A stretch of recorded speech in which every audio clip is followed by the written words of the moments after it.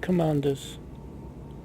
I'm doing a tutorial on Powerplay today. Powerplay can be a little confusing. There's not as much as a lot of people would like going on with it. Recently Frontier have kind of tweaked it a little bit to make it more enjoyable. It's still nowhere near the system that I'd like it to be. So let's start off with what's Powerplay. It's basically different groups of NPCs that actually are in control of different parts of the galaxy. I'm currently aligned with her, mainly because of the bonuses for actually being with her. So, this works for everyone. It doesn't matter which group you sign up to. You start on level 1 ranking as soon as you join, unless you've already done it, but we'll assume for this you've never played it before and this is your first time signing up. I would recommend you check them out and see one that gives you a bonus to bounties handed in within your group, because most of these actual bonuses aren't that great. The Imperial Hammer is an okay weapon. The only one that I would personally recommend going for is a shield, but we'll come on to that later. So, start on level 1. Level 1 gives you 1,000 credits a week, and pretty much that's it. Rank 2 requires 100 merits. That gives you 50k a week, and a slight bonus. The bonuses vary depending upon each group. 3 is 750. That gives you half a mil credit a week. Level 4, which is where it actually becomes useful, gives you 5 mil a week, but that's 1,500 merits. Now, for those of you that actually want to put in a bit of time and effort to this, rank 5, that's 10k merits. That gives you 50 mil a week.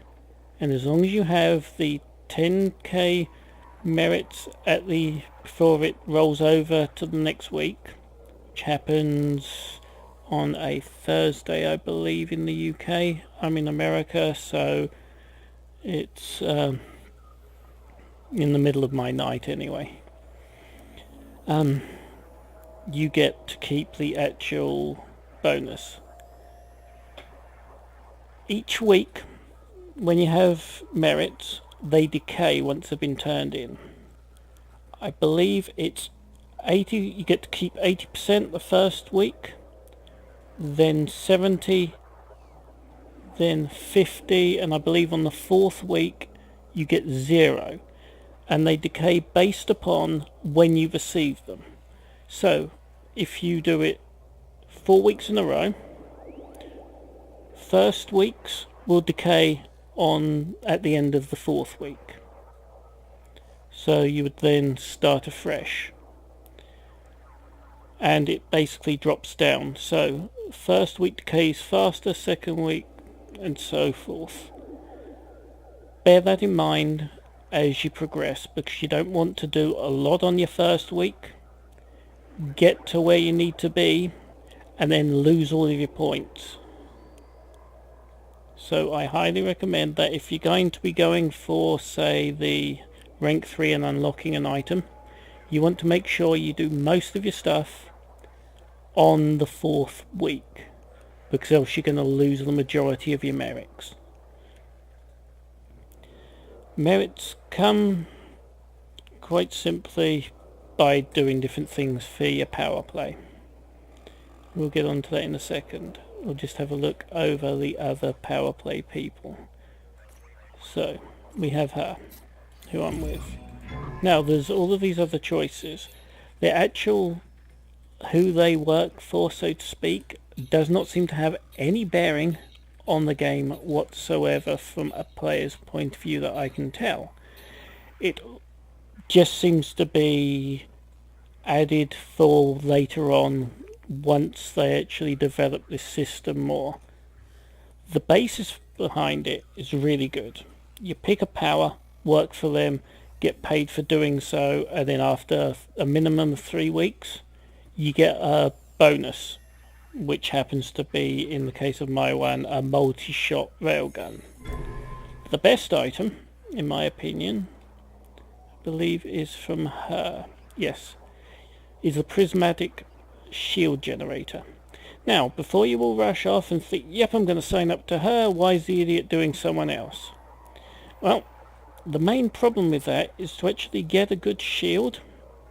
For the better ships, a rank 7 shield is roughly 170 million. To get it, for those of you that are lucky enough to have the top end Imperial ship, it's 250 mil. So these prices are pretty much completely out of the average player's bank, I guess, for the beginning. So what you want to do is stick to the ones that give a bonus on the bounties. The more bounties you turn in, the more money you make. More money, the sooner you get it. Of course, if you get up to the 50 mil a week, couple of weeks at that makes a huge difference to your bank balance. But it is a lot of work. So, how do you earn these things? Well, several options. Let's go over the most boring method possible, and the one that takes the longest. I'm currently at rank 1, so you go to your Powerplay options, which is under contacts, power contacts. Now, you can do these wonderful little missions. Tells you what you can get. You can only get 10 at level 1. You can get 3 different types, I believe. Some go from your actual headquarters, others you collect from the actual controlled locations, and those that you're trying to expand into. Personally, forget about this right now. It's such little points. I think it's 1 point per item you deliver. So if I was to get all of these, all 10, that's 10 points. And as we're looking at about 750 at a minimum, you probably aren't going to want to go that way. So let's look at what I'm currently at. I've got 1,830, and I started this yesterday. So, how am I doing this? You can actually gain points by going to systems occupied by your enemy. So if you go to your galactic map, there's all of these different options. Probably had a chance to play with them. You can do the power play option. Most people have it set to map. Change it to power play.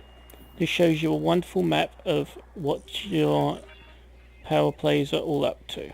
Okay, each power play has a different color.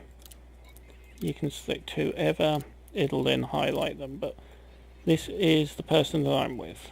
That's where I'm currently located.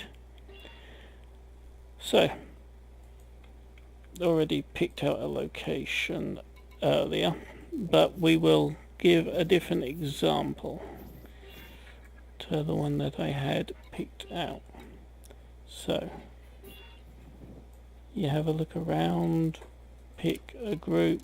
Edmund seems like a nice guy. So you would fly to one of his systems that's controlled. Any of them, whichever one you like. Nope, I clicked on the wrong one. Okay. If you got information, you can go there. Now, when you go there, you've got fortification and you've got undermining. This is what's important. When you go to the location and start blowing up, in his case, they're Alliance bureaucrats. You find an Alliance bureaucrat, put it out of Super Cruise, Blow it up, you get 30 merits per kill. This includes fighters. So if you get a kill back, it launches a fighter at you. That's worth 60 points total. 30 for the mothership, 30 for the fighter. The more fighters they send out after you, the better. They're really easy to kill, and you get points. The more you kill, the more ships they'll send after you to try and stop you, which is even better because you'll be pulled out by, say, 3 sidewinders, maybe a couple of cobras. If you're really unlucky, they may even send a vulture after you. More ships they send, the more chance of getting points. Now, there's a downside to this. You gain bounties. But if you've actually had chance to look at how the game works properly, you can actually get yourself into an anarchy system where you won't have to worry about actually anything whatsoever. As long as it's anarchy, you can blow up as many ships as you want and you will not get a bounty on you. This is really, really handy. Now, there is a particular place, Meiri. Now, if I remember how to spell that in a second, it'll be great. You go. This is just an example. Meiri, I believe I said. Okay, it's a little far from me, but let's have a look at the system. It's controlled by an enemy faction, which is good, and it is anarchy. So you can go there, you can blow up as many of his ships as you like. These aren't bureaucrats, they're listed as something special. But basically, the important bit is, when it goes under when you select a ship to pull out of hyperspace, well, supercruise, sorry, it'll tell you the actual faction they're with.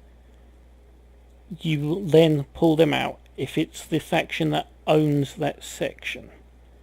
If you pull out someone else, say if you're in this guy's actual area and you come across a bureaucrat and you pull it out, you may get a bounty from the guy, which is nice, but you do not get any merits.